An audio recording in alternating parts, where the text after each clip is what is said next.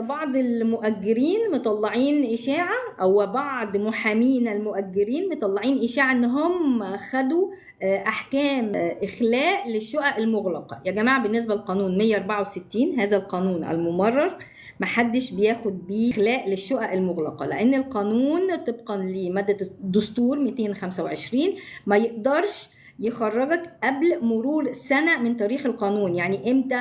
4 أغسطس 2026 يبدأ يحاسبك.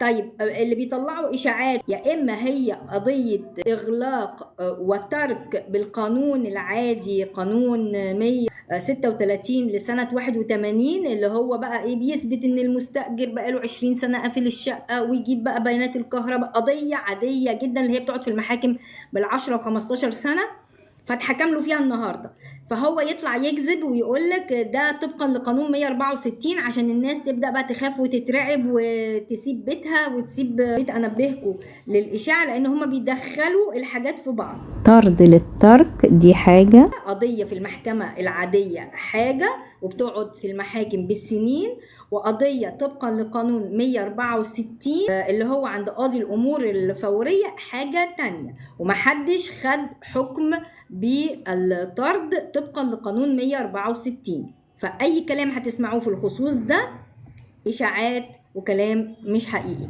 زي برضو ما مطلعين إشاعات إن الدستورية رفضت كل الطعون اللي متقدمة لها، برضو إشاعات وكلام مش حقيقي.